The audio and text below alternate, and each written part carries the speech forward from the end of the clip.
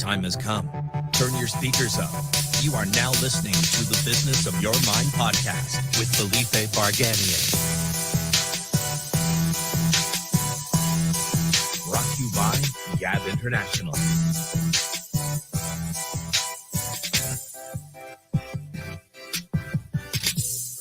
What's up, everybody? This is Felipe Barganier with the Business of Your Mind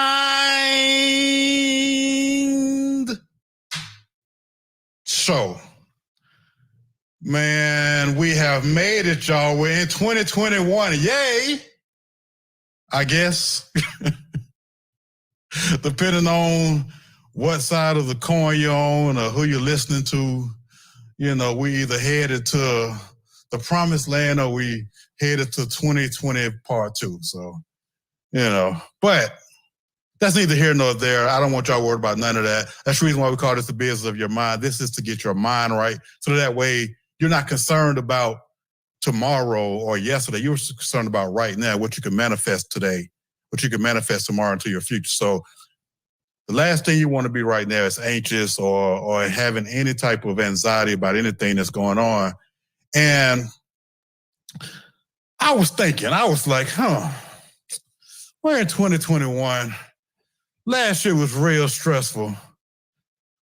What can we talk about leading up to the big V-Day that can help people relieve stress, but also manifest the greatest version of themselves? And people don't even think about this topic the way that, you know, I have done a lot of studying on the transmutation of sexual energy and just different things. But my knowledge about the subject is nowhere near our guest. Like, she is, you know, she's married. I don't want to call her a sex goddess. I don't want, but she is somebody that comes highly recommended, is an expert in her field. I'm just going to introduce her real quick. Her name is, welcome to the show, Dr. Brandie Wilson-Manigat.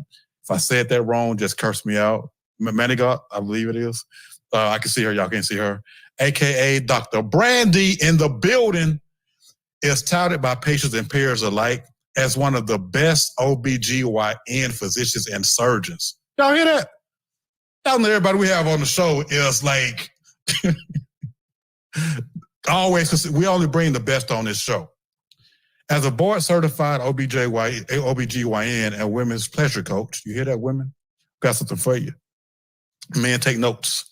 She brings a unique approach to women's sexual health, achieving a holistic integration of the physical, mental, emotional, and spiritual elements of you. This creates lasting positive change in how you view yourself, your body, and your pleasure. Ooh, yeah. She is called upon by various local and national media outlets to give a fresh perspective and new information on women's health trends. Dr. Brandie is the founder and chief medical advisor for drbrandymd.com, where she has created a safe space to discuss real-world strategies to help women learn the truth about sex and orgasms and embrace their feminine essence so they feel good both inside and outside of the bedroom. Her book, My Oh My, A Committed Woman's Guide to Getting the Great Sex She Deserves, is an Amazon #1 bestseller and has helped numerous women to live their best sex life ever. And fellas, y'all know what that O in the middle of the My's was, and she gonna help you with that. Born and raised in South Central Los Angeles, California, Dr. Brandie earned her undergraduate degree from the University of California at Riverside, earned her Doctor of Medicine from David Geffen School of Medicine at UCLA Charles R. Drew University of Medicine and Science. She completed her residency training at Rochester General Hospital in Rochester, New York, and she currently has a thriving telemedicine practice in addition to providing quality women's health services in Los Angeles area, in the Los Angeles area for over a decade. Welcome to the show, Dr. Brandie, the Pleasure Coach. Thank you. Thank you so much, Felipe. I am super excited to be here. And you did great. You did great. You didn't butcher the name. So thank you. Because I know how sensitive it is with those names. You know, I get called Barganier, Barganier, and everything under the sun. So I was like, hopefully I'm saying this right. We went over there before the show started. But I just want to thank you. Oh, and just so you know, I actually went to the University of Rochester. So I'm familiar with, yes. So I'm familiar with, yes. So I was like, okay. So we know she good. She's Rochester, U of R in the house. Woo. So can you tell us, I mean, we know all OBGYNs, that means that you're a woman's health physician, right? That's what you're a doctor. But what, like, you took that and then took the ball and ran with it to a direction that I don't know if a lot of OBGYNs are, like, it's like, did you have to study sex and organ? Like, can you tell us, where did this come from? Did you have a boyfriend that was like, man, he ain't doing his thing? Like, how did that come from you becoming this phenomenal physician, going to school and then going, you know what? Women need help. And I agree. Women need help. Women have been vilified and demonized for being sexual beings, which we all are. And this work that you're doing, I just want to applaud you. But how did this occur? Like, what happened? Well, it actually started way before my medical career. Okay. I actually got into work because I was having my own issues with sex and libido and not wanting to have sex and trying to figure out like what was going on. And I was young, like I was in my late 20s. And it's like, that's the prime of my life. I'm supposed to want to have sex, and why don't I? Right. And you're right. Like most OBGYNs, we have no idea. When we get trained for what we do, we learn how not to get pregnant, or teach people how not to get pregnant, or how to be pregnant, and to not get any sexually transmitted infections.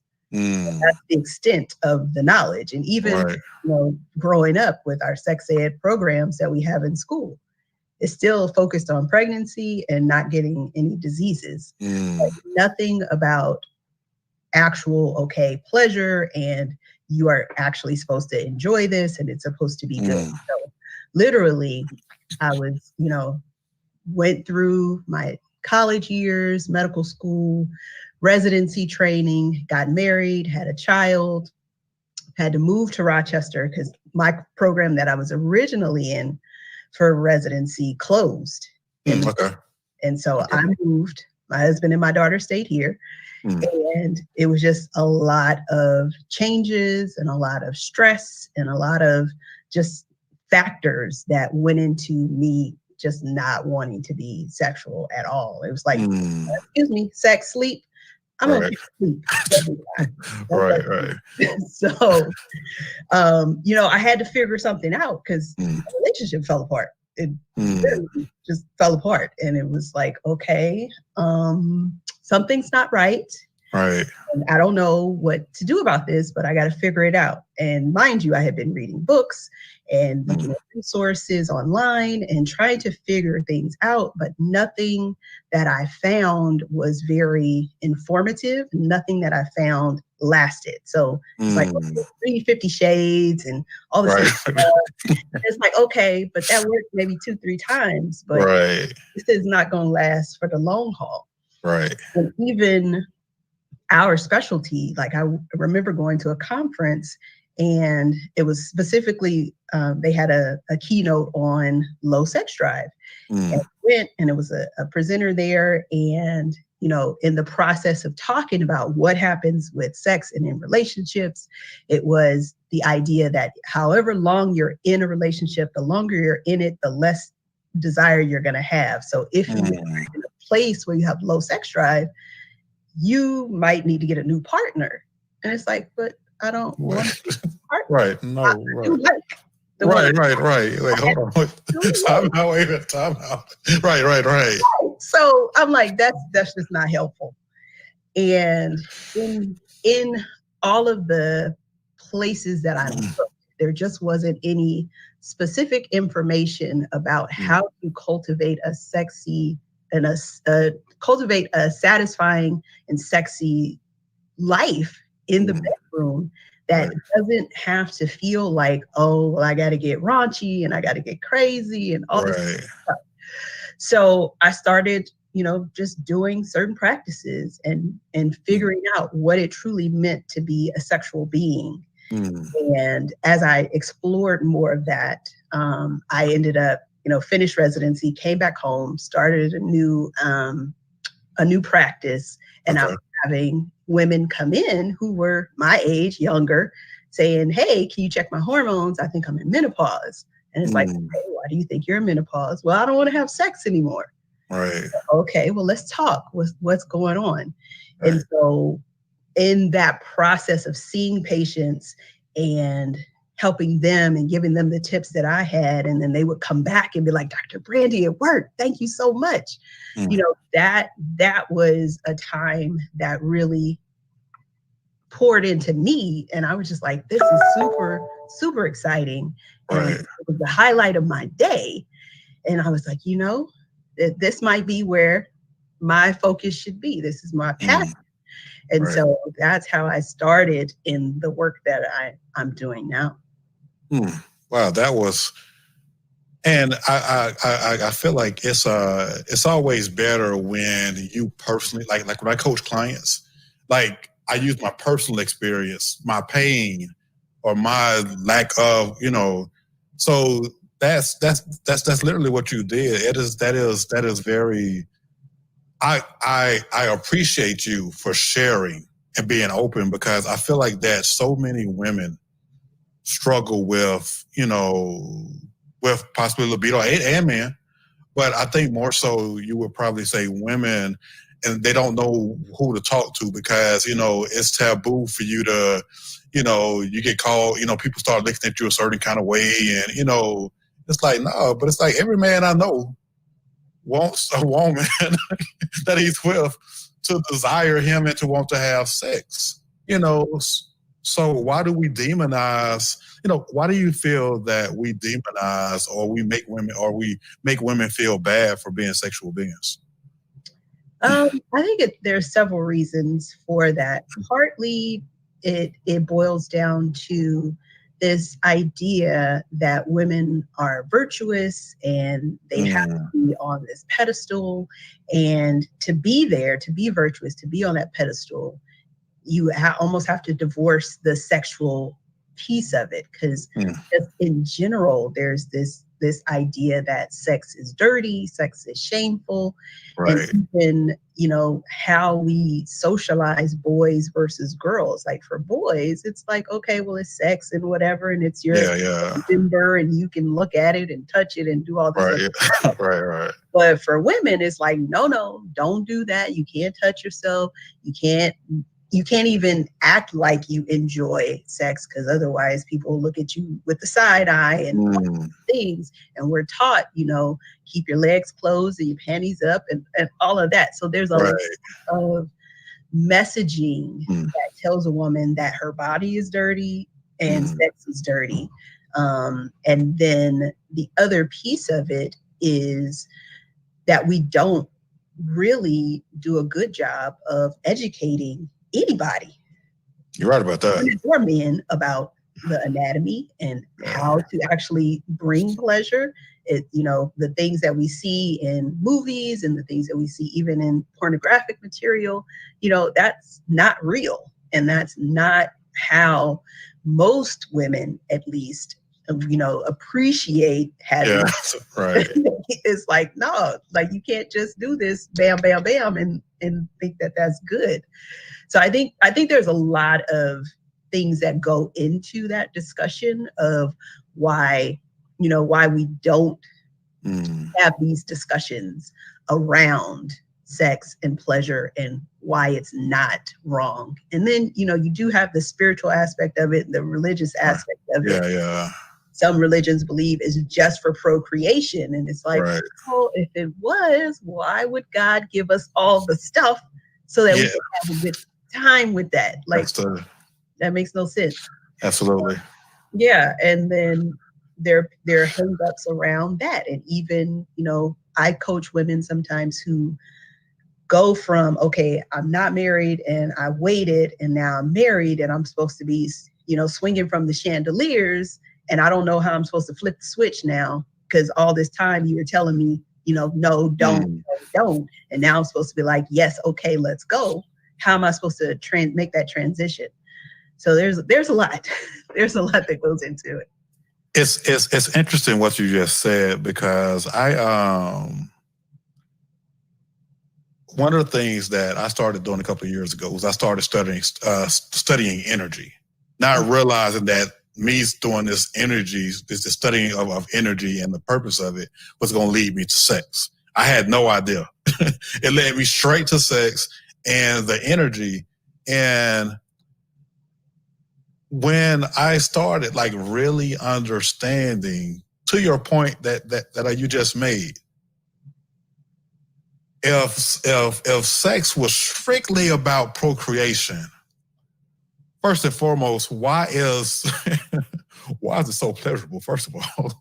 But then also when you climax, like that is the most pleasurable but draining, like that amount of energy that is coming out of you is not just if all God wanted sex to be was, or the whole God or the universe, whatever people subscribe to, we don't judge people here, but it would have been a situation where I could stick it in, bam, and we go about our business. But it's a whole act. Right. Animals do. Mm-hmm. Right. It's a whole act. You don't see dogs falling out after, you know what I'm saying? Like they don't, you know, hey, hold on. We got to lay here for a minute. We got to, you know, you don't see all that. Like, but, you know, in studying, like, you know, just the different things. And it's like, that's why why I wanted to do this show, was because I want people to understand that what we have been told about sex. And here's the thing: the books that I were reading, that I read, were books like Think and Grow Rich, and different books that understand this is how even wealth is created. Yeah. You understand how to manifest and utilize and harness sexual energy. Like it's crazy. So, so with that being said, when you're talking to your clients and they're coming to you, I did want to touch on one other thing. That has been one of my biggest problems with when people talk about, oh, you know, I'm gonna wait until I'm married, blah, blah, blah, blah, you know. And I was one of those, like, I didn't start having sex when I was 19 years old, you know. And what I started to realize is that, aren't you actively teaching your body or teaching yourself to resist the person that you're with if you continue to say no, you know, I'm waiting, and you've never even, and you're denying yourself different. Now, I might be wrong, this is just my opinion, but it's kind of like, you know, even biblically, the Bible talks about, you know, when you're married, you know, your body is not your, you know, the man's body is not his, and and vice versa, and except for times of fasting. Mm-hmm. But if you have practiced the act of denying the sexual part of you, I can understand how a woman, man, or anybody can go, okay, I've been saying no to this joker for the last 5 years, or however long it's been. Now all of a sudden I'm married. I'm supposed to turn into, you know, a sex goddess or a sex god, but I've been saying no. So I'm used to, you know, subconsciously telling myself this is bad, because we also talk about the subconscious on here. People don't understand that when you continue to tell your subconscious something, your subconscious does not know when to shut it off. Right, at all. It's like, oh no, why you want to do that now? No, we don't do that. Right, we did. We developed this habit already. Right, right. So how do you get women to flip the switch from that and get them to start understanding the true depths of what sex is and why they should be, or do you do that? Like, how do you do that? I think it just starts with asking questions, honestly. Just asking questions. Right. And even asking a question that you may not consciously have an answer to. Because sometimes we don't know. Sometimes, we don't realize how much the outside influences, how we, were raised when we were kids, how our religious factors come into it, how we even think about sex and affection and how those two go together. Sometimes all of that is subconscious. And we really don't know. We don't know what stories we're telling ourselves about certain things. And so asking questions and then just getting in touch with yourself. Like, I am a big proponent of meditation and just taking some time every day for you. And literally, it's your time. And whether you do a guided meditation, you just sit and breathe, even if it's for 3 minutes, do something that is just for you to reconnect with yourself. And I think, just having that foundational piece, because honestly, the biggest thing that I hear from women about why they don't want to have sex is because they're tired. We're running. We're doing everything from sun up we're doing a whole bunch of stuff. And we're going from one task to the next. We are often doing 2 or 3 things at the same time. So it's hard for us to shut that down. And sit with ourselves and hear what our souls have to tell us. And so even 3 minutes of just deep breathing is something that you can do to help bring out what it is that you need, what it is that you want. Yeah. I knew bringing you on the show was going to be, because meditation, just finding that calming place where you quiet your mind. I say that a lot now. So, it is something that until you're made aware of it, you don't even realize that your brain is on overdrive all day long. Like, it is. I tell clients sometimes, try to stop thinking right now. And you can't. You can't. Like, your mind is going to think of something negative, positive, whatever it is. It's like a never, it's constantly on the go. And until we take control over it. So what I'm understanding is that because there's a lot of pressure on women, especially, we got, women have careers, some have dual careers, have children, they're in school. And a lot of times the brothers ain't stepping up and doing all that. We ain't, running home to feed the kids and doing all, So I can understand how when a woman comes home, to be honest with you, this is the one thing that she could say no to all day long. Nah, look, I'm tired. Look, I had to feed the kids. I had to go to work. I had to cook dinner. I had to, do all this stuff. This is the one time, look, I ain't got no more. Right. We pour out. We pour everything out to other people. Right. And there's nothing, we don't save anything back for ourselves, and we don't replenish the cup. So essentially, we're trying to pull blood from a turnip when it comes down to sex. And it's like, no, I can't. So how do you flip that switch? I understand the meditation part, but once you do that, that's typically early in the morning. Or are you saying do that like when you get home or something? Like, what's the... It's better if you get it done in the morning, just because if you don't, then it's less likely to happen throughout the day. Yeah. But it's also about tapping into the things that pour into your soul. So what I say is I teach women how to feel good in and out of the bedroom, because what happens outside of the bedroom influences what happens inside the bedroom. Absolutely. if we are not, like, if you are not feeling fulfilled, if your relationship is not going the way you need it to, if your job, people are on the job giving you a lot of a lip and all this other stuff. Right. Like, there's so many things that make us not happy with who we are and take us away from our real purpose for why we're here on the earth. And if you're not pouring into that piece of you, it just falls apart. And that's actually what was happening for me. Like, wow. I had the degree, I had the husband, I had the child, I had the practice, and I thought I should be happy.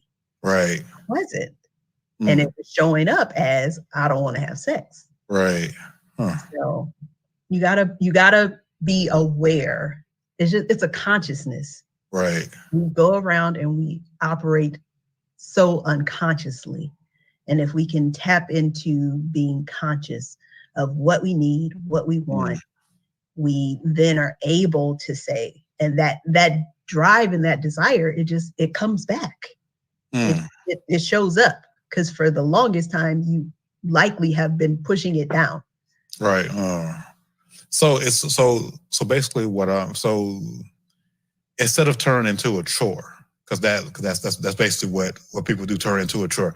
Oh, okay, let me go ahead and give you some. You know what I'm saying? Let me go ahead, you got 5 good minutes. Right.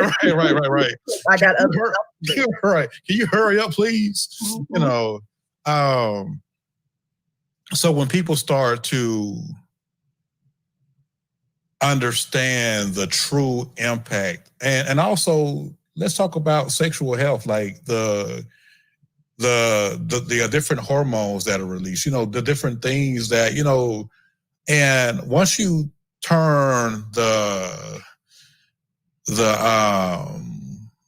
vilifying of sex on its head, or the making sex negative on its head. And what's funny is, I'm pretty sure, like when you travel to other countries, like I remember when I was like 23, 24, I traveled to France.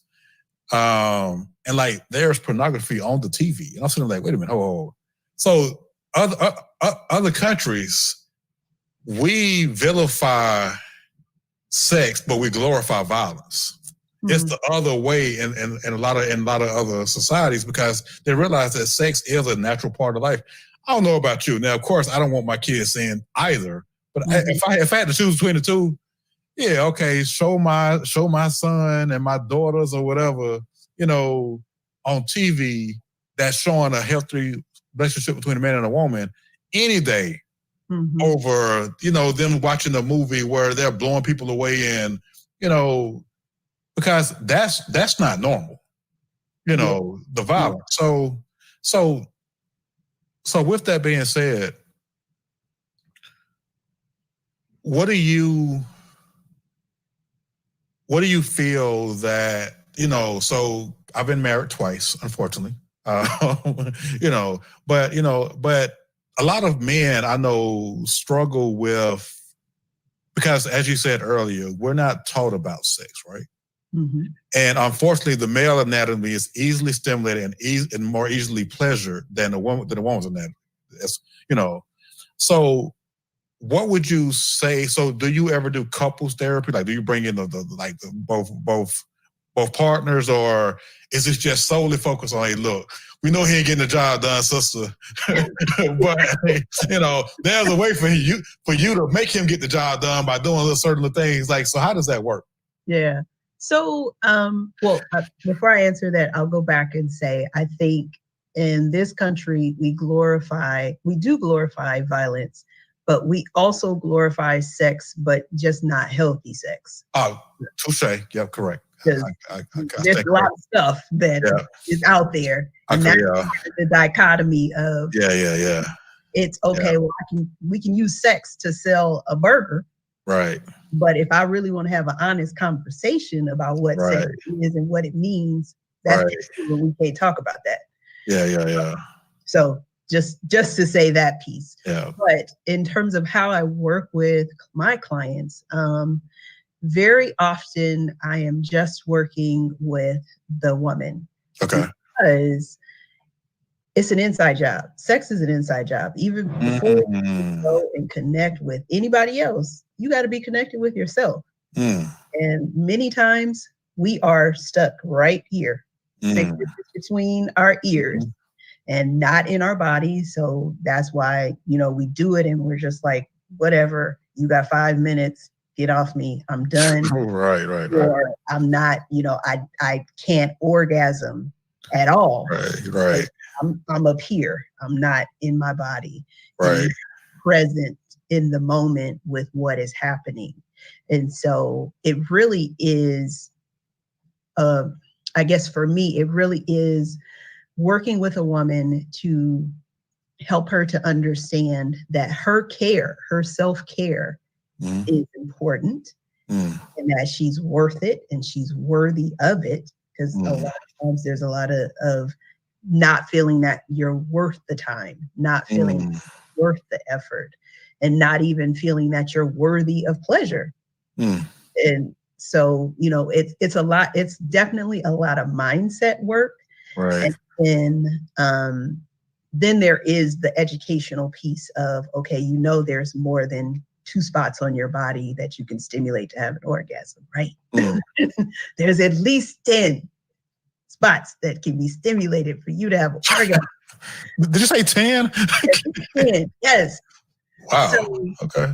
Then we start to build on the education piece. Right. And we talk about, okay, what are the things that you can do to amplify and tip things in the balance for sex as opposed to inhibiting that desire.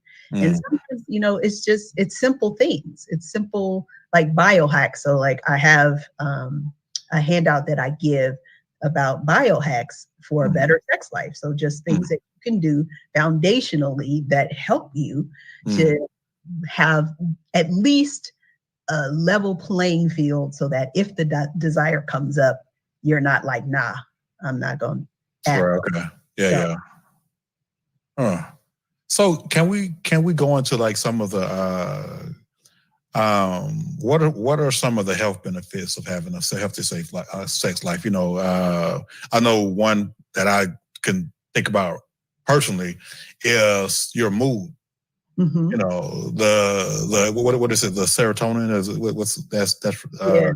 So there are a few hormones. There are hormones of love, that's what they're called. Right. And so there's the dopamine, which is an endorphin, and it helps to elevate the mood. There's serotonin, which also is important, but I'll say with serotonin, it's a little bit complex because if you have too much serotonin, then it actually can decrease your enjoyment and desire for sex. Oh, wow. That's part of the reason why sometimes antidepressants will make you lose your libido. Because they block the removal of the serotonin from the nerve endings. And so it builds up and it's too much. So that's one of the side effects that a lot of people will complain about when they are on antidepressants. And so that's the reason why. But then sex itself has so many different benefits. Decrease in stress, for sure. Like you said, mood. It's definitely a mood booster. Gives you a more positive outlook on life. That's if you're having good sex. Good sex. Right. Otherwise, life is ready to cut somebody. Right. It decreases your blood pressure, decreases your heart rate. It even helps with decreasing your sensation of pain. So, headaches, like commonly you would hear on like old sitcoms, like, oh, that's a headache. A headache, right. Guess what? A good orgasm will help your migraine. It won't hurt it. It will help it. It actually helps you to look younger because you get like this glow and you look younger. It helps with you just having a closer connection with your partner when you're interacting with, because you have other hormones like oxytocin that get released, and that's the bonding hormone. So there's so many different benefits. Wow, like I'm sitting here. Well, first off, I'm still stuck on the 10 spots have orgasm. I'm stuck right there right now, to be honest with you. Okay. But so, and that's one of the things that if people start to, to really understand this thing that we call sex, and I'm glad that you mentioned healthy sex, because there's a lot of, what I call, not judging anybody, but spit swapping and bodily fluid swapping, and and just a lot of alternative lifestyles out here, and people just doing everything. Hey, if that's what you want to do, it's what you want to do. But for me, I love monogamy. I love being with one person and let's figure each other out. Mm-hmm. So do we have to pay you to understand what these 10 places are? Like, because I know I ain't the only one thinking this right now, So I can't be. Yes, you do have to pay. Hey, geez. I have a mini course called "Stop Faking It: The Secret to Amazing Orgasms." And all right, so all in there. And where can they find? And where can they or my friend find this course at? Right. So stopfakingitcourse.com. Okay. All right. So I'm gonna make sure my friend who's watching, my friend. Yeah. So help your friend. Yeah. I got to help my friends. I mean, and that's my homie right there. Like we are. Right. Y'all close. Yeah. I mean, that's my A1 from day one. But so with that, we talked about the about sexual energy and the things that it allows you to do for yourself. But what about you and your mate? You've been married for how many years? I have been married for 16 years, but separated now. So separated from my okay. Yeah. Okay. Mm-hmm. Okay. All right. Sorry to hear that. Thank you. But like I said, I've been divorced twice, so I understand. So, but with that being said, when you were married, or let's just say talking to married couples, let's just say that, mm-hmm. What would you say are some of the benefits for a relationship as it relates to sex and intimacy, and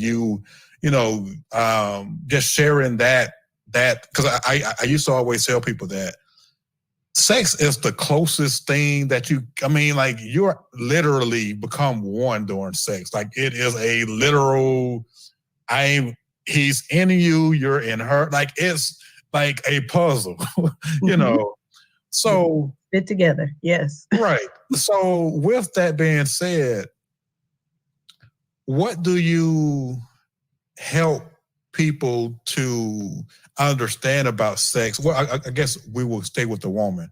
Mm-hmm. What do you help women understand about sex that, when they say, oh, my husband only wants the sex, or and I don't want it, do you ever talk about, that, mm-hmm. that particular aspect? Okay. So, and I'm pretty sure we have a lot of women listeners. So for that woman that's there, like, man, like, if he touched me at 2:00 in the morning one more time, talking about some rollover, what can you help the sisters out with to kind of understand, like, why is sex important? And we don't subscribe to that notion, like you said earlier, that because you're with somebody for 5-10 years that you just gonna stop desiring them. Like, I believe that you can have a healthy sex life the same person for 50 years, in my opinion. You can. I have patients who are in their 80s still having sex. So who else I'm talking about? Just 120 years old. Like, come on, girl. Come on, baby. pull that the pans over to the side. I'm just kidding. Right. Put the walker down and come in, baby. Right. So I think part of what I tell my women and my clients is that sex is a need, and it's not just a need for your partner, your husband, your boyfriend. It's a need for you too. You have just not understood that need and how it's showing up. Because sometimes it shows up in other ways. It shows up as a craving for carbs or chocolate, which at one point I was trying to figure out, like, I'm not a big fan of chocolate, but every once in a while, you know, I would go through this point when my husband and I were together. We were both busy doing a bunch of stuff. And I was like, why am I craving chocolate cake? And like the first time it happened, I was like, okay, whatever, chocolate cake.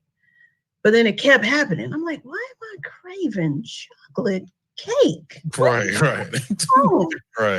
And, you know, I had to stop and think about it and really reflect. And I was like, oh, I miss my husband. We haven't been together. And, you know, the same places in your brain that respond to sexual activity are the same places that respond to things like cake and carbs and feel good foods. It's the same stuff, you know, it's the same places that respond if you're doing something exciting and new. Right. So sometimes those wires can get crossed and we disassociate it from sex and it gets associated with other things. And then the second piece is just really understanding that sex is for the woman too. Because we can get into these patterns of thinking, okay, well, they want sex so much, there must be something wrong with them. Right. Yeah. You know, do they need to go see somebody? Are they a sex addict? Right. Understand? Yeah. And for a woman, yes, we need sex, but we need affection too. And a lot of times that's the first thing that goes when you're in a long-term relationship. You're not hugging like you used to. You're not holding hands like you used to. You know, you're barely like y'all together, but y'all both on your phone like this. Right. Yeah. But you're not looking into each other's eyes. You're not having conversations. You're not hugging. So there's a disconnect that's happening even though you two are together. Right. And because of that disconnect, it may not show up initially in how you're interacting, but it definitely will show up in the bedroom when it's like, wait, you ain't said 2 words to me, but now you want to have sex with me. Right.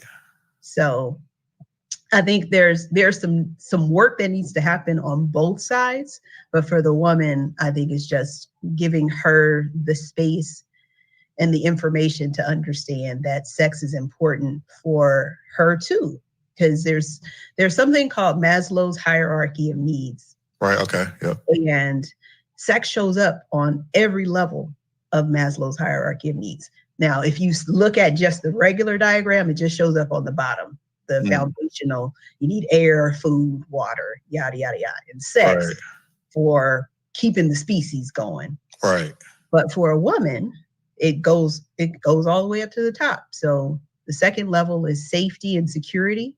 Or a woman needs to feel safe and secure in order to relax enough to have sex and relax enough to have good sex and have an orgasm. Right. So something as simple as, okay, we got kids in the house, make sure you lock the door because I'm scared one of the kids is gonna run. Oh, yeah, okay. Yep. Got it. Versus, do I feel emotionally secure in this relationship? Right. Can I come to you with things that are on my heart and you'll listen to me, or will you poo-poo them and tell me I'm crazy? Right. The third level, which is intimacy and love, comes about when we're in our intimate relationships. Do I feel loved? Do I feel like there's an emotional connection with this person? Then the fourth level is self-esteem and self-confidence. A lot of us get hung up on our bodies and what they look like, and we've had kids and things have changed and stuff is fallen because we're getting older and and we get self-conscious about our bodies. But you know, I always like to say all bodies are capable of good sex and orgasm, no matter their weight, shape, or size. So you can have it, whether you're frail, thin, 300 pounds. Right. It doesn't matter. And then finally, the fifth level is that self-actualization. And that piece is where our problem-solving skills come in, our creativity skills come in. And that's actually been found to be helpful in terms of a woman being able to demonstrate leadership qualities and be recognized for those qualities and be promoted into positions because of those qualities. So it can affect your bottom line too, if you're having good sex or not having good sex. Y'all didn't know that y'all was about to get hit upside the head with all this knowledge. I know y'all did, and y'all thought what is Felipe about to do? Sexual healing. This man has channeled, some old R&B singers. Nah. We're talking about sexual healing to heal you, to heal. I feel like after the last 4 years in this country, that we all need some sexual healing. Can I get an amen? Amen. Let the church say amen. Yes, can we get an amen? Because right now, it's like so many people are anxious because of COVID. They're anxious because of, the new administration, regardless of what side you're on. I got friends on both sides of the equation, and people are just, stressed out, about the uncertainty of this country we live in this world. And I'm here to tell y'all that Valentine's Day is coming, and we got the love Dr. Wilson, I'm about to mess your last name. Dr. Brandie, just Dr. Brandie. Dr. Brandie. We got Dr. Brandie on the show. And the purpose of that is that, yes, do not go out and try to go to a club on Valentine's Day, but don't forget love. Like love and the passion within can solve a lot of problems. Indeed. You wouldn't have so many uptight people running around here. I feel like if they was having a healthy every morning. Well, speak you saying my every morning, and and you are just making sure that you're taking care of yourself, because that's all part of self-care. That is a major part of self-care. And we just sat here and talked about, that we're sexual beings for a reason. And once you embrace that, and one of the things that I started learning was the transmutation of sexual energy. If you are intimate with somebody, and you both are focused on, maybe you got a business or something. There's something else there that we don't understand about the energy exchange. But if you have two people that are committed to each other and love one another, and that are, let's just say, our goal is to start a whatever kind of business it is, or, and our goal is to have, substantial wealth or whatever. And you have those two people. Now that's also another level of connection. But the one thing about sexual energy is that, and that I talk about on this show, is that energy is just energy. So whether now you can make energy negative, you can make it positive, you can make, it's just energy. Now you choose to, which is the reason why when your significant other or a friend or your child, I've got 3 children, so I can use this one because I probably got mad at one of them in the last week. So, no, I'm just kidding. I love my kids. Y'all know I love y'all. But you still can get mad at them. Yes. But so to that point, it's like you could be in a very positive state, and then you get a phone call that's negative. Somebody comes to do something that's negative, and it takes you out of that. To me, it's the same thing with sex. You know, sex allows you to hijack your mood. Mm. You know, sex allows you to hijack your mood. It also allows you to speak to the universe, because I totally maybe we'll find a metaphysicist or somebody to come on here and dispute this, but I just know I know I know I'm telling the truth right now.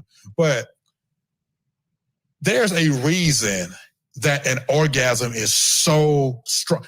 It's so strong. It is not for procreation, because, like you said earlier, when a dog is you know doing a do with another dog, you know, it's not, you know, it doesn't get up there and then pass out afterwards. Like it does its thing and boom, then it walks on. Same thing with horses and any other species. But when it comes to humans, the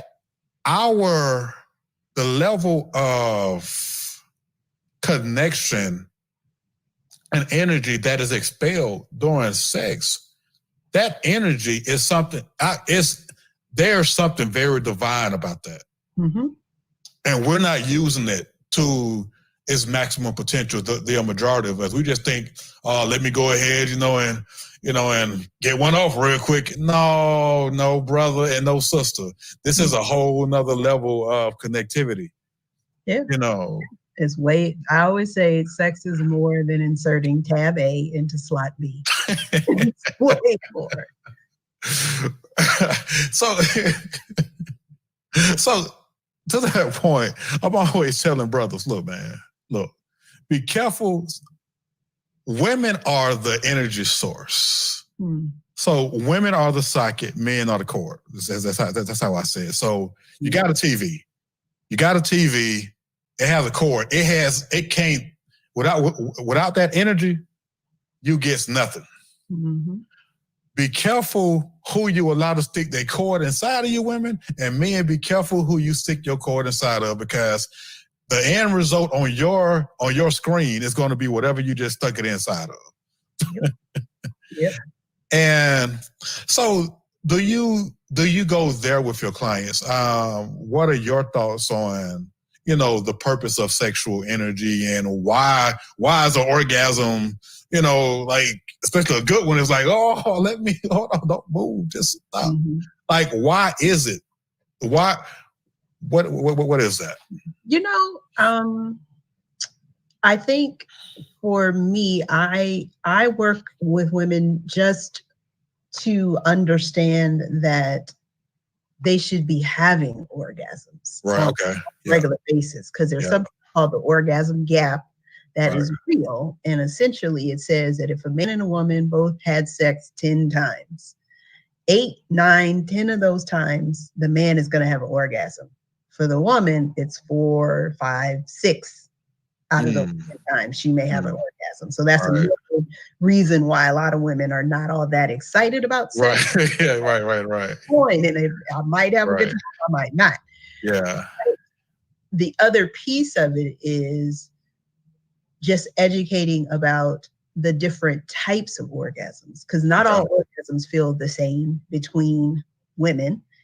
Not all orgasms feel the same. You can have the same situation, same stimulation, same everything, and the orgasm will feel different from one time to the next. So there's some variability in things. So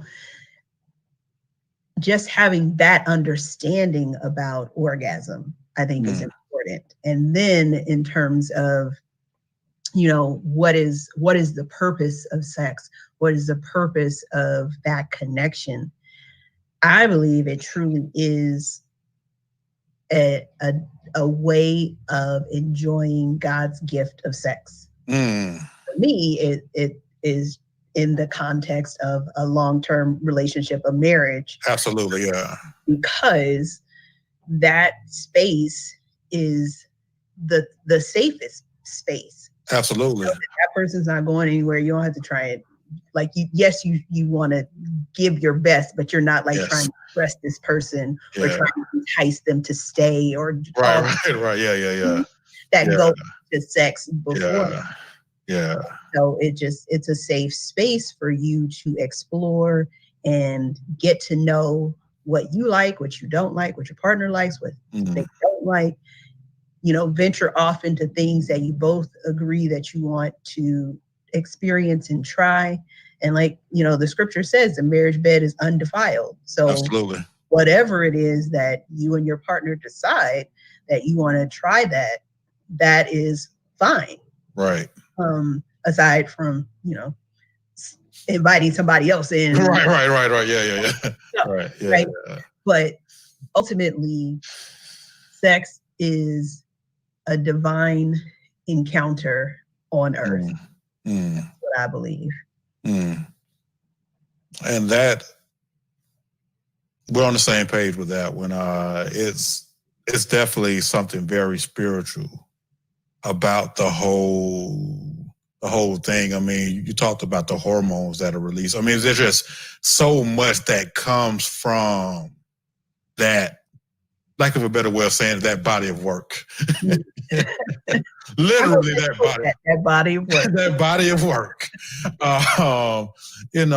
And once we start to really grab hold and understand, that it's okay to want to have sex. It's okay for you to enjoy it. It's okay for you to enjoy a lot of it. It's, you know what I'm saying? I mean, as long as it's in the confines of like you said, a healthy monogamous relationship. And a lot of people forget that one little part of the Bible that says, like you said, that the bedroom is undefiled. So it's like, if for anybody that doesn't understand it, that means that, like Dr. Brandie just said, whatever y'all into in that bedroom, outside of bringing in animals or other people, hey, it is what it is. I mean, I am yours, you are mine. Let's have fun. It's the way I look at it. And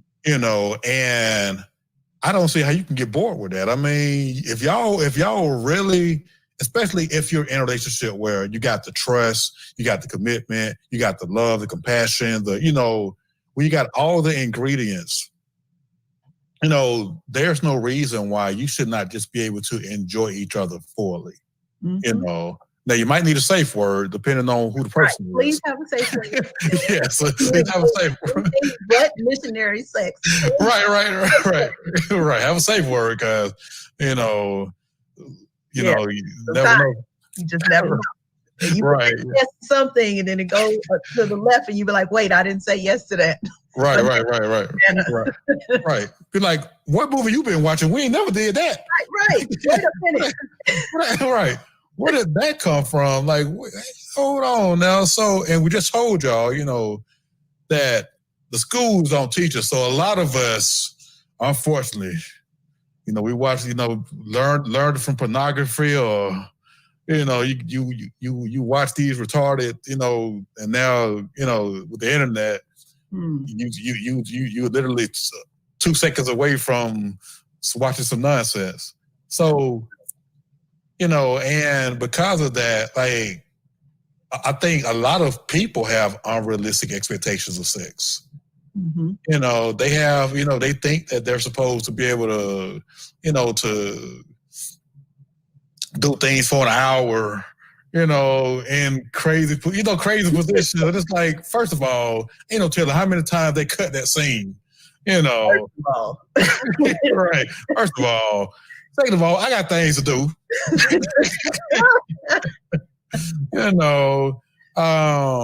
But it's like, when you start to really I feel like when you're in a healthy relationship with somebody and you're literally enjoying that person and who they are, and you're worried about pleasing them, it don't matter if it's 5 minutes or 2 hours. Like, if that person is satisfied, and that's what you all enjoy. But I do also believe in sexual compatibility, because, some people, I don't know. I mean, and maybe I'm wrong on that, Doctor. I mean, what's your thoughts on that? I think you can get sexually compatible. That's okay. All right. Okay. Because ultimately it boils down to you being sensitive to your partner and your partner being sensitive to you in terms of your needs. And you two coming to an agreement about what it's going to look like. Okay. So, if there is issue, then you talk about it. You get help if you need it. Right. Like mismatched libido is the norm. The sticking point is how mismatched it is. So if it's just, okay, I want it 3 days a week, you want it 4 days a week, that's easier to maneuver than 4 days a week and I want it once a year. Oh, yeah. But there's always mismatch. And even for somebody who's like, we both want it 4 times a week. Somebody might want it in the morning more than that, and somebody might want it in the evening. So there's always a negotiation of sorts to get to what is going to work for you and your partner. So I think anybody can be sexually compatible. It's just a matter of what you're willing to explore and look at, and how comfortable you feel in doing that with another person. Well, she just blew my mind with that one, because I sure thought, hey, look, I was like, yada, yada, yada, and yada, yada, yada. Oh, no, you only yada? Oh, but yada, yada, yada. Well, hey, we can't, hey. So I never thought about that, and compassion is part of the relationship. I mean, you compromising but I definitely agree. If he wanted 1 day a year and she wanted three or 4 times a week, that's a big gap. But you have to close. Right. But then you come in and see someone like me, or a sex therapist, or a regular therapist, and we talk about it, and we look at, again, we go back to those questions. Right. Like, why is it? What has been your experience? What does sex mean to you? Things like that. And we delve and we dig to find out why it is what it is. And then we work to figure out how we can get rid of the blocks and make it happen frequently. So, and I know this is a serious, I'm about to mention here. So people that have been sexually abused, I've been in relationships with people that, may have been molested as children, and things of that nature. And a lot of times they have, issues that will show up in their relationships. Do you also assist those people, or do you do you also work with people that have been victims of some type of, sexual violence? So I generally will work together with them, with a therapist. Okay. Yeah. Okay. Like I don't need another degree. Right. Absolutely. Yeah. Okay. A counselor. Okay. So, I just have them to make sure that they're under the care of a good therapist or psychiatrist to help them to really work through those issues. Because what I'm doing really is not therapy, it's coaching. So it's helping people to develop their vision for what they want in their sex life, and then giving them the tools and the strategies that they need to get there. Okay. All right. Well, so this has been a very eye-opening conversation about sex. And look, y'all, I tried to get her, to give us the 10, but she said, no, hey, look, go to where, Dr. Brandie? You just go to stopfakingitcourse.com and get it there. This is the sex ed class that you wish you had gotten. Oh. What's in that class, y'all? Well, for sure, those 10 spots. How do you dress in this class, Dr. Brandie? Pajamas. Oh, so lingerie, I see. I didn't say lingerie. I said pajamas. She said, I'm sorry. She said pajamas. My mind went somewhere for mine. I understand. It's okay. That's what we're talking about. Absolutely. So now, the one thing that we have every guest on this show do, you saw how the business of your mind. We have everybody do it. I know Dr. Brandie over there looking all beautiful and, and smiling and everything. We're about to see if she can give us that business of your mind outro that we need. Okay. And don't be hard on it, y'all. Don't be hard on it. Please don't be hard on me. We will never learn them 10 spots. She will block everybody who watched the show from her site, and we'll be forever deprived about those from those 10 spots. So yes, Dr. Brandie. All right. Well, thank you so much, Felipe, for having me on. This has been really fun. And I am super excited that you are bringing this to your listeners and your watchers, because this is the business of your mind. Oh, man. Look, that was probably the most beautiful rendition of the business of your mind that we have had. I appreciate you, Dr. Brandie. And look, y'all, for all the men that are watching this, all the women that are watching this, Valentine's Day is coming up. We know y'all going to be getting it on. So don't even fake the phone. Go ahead and hit up Dr. Brandie. Get her book, My Oh My. It's a bestseller, y'all. And y'all see, she is considered one of the best. Come on now. This is something that we all need. Women, if you married, get in touch with Dr. Brandie. If you got something that's blocking you, because I got a lot of people I know that have been married for years that watch this show. Mm-hmm. And make sure that y'all reach out. And this is Felipe Barganier and Dr. Brandie, the sex goddess. Yeah, I just called her that. The sex goddess signing out. And we love y'all and peace.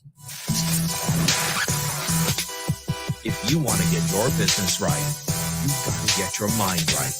Businessofyourmind.com.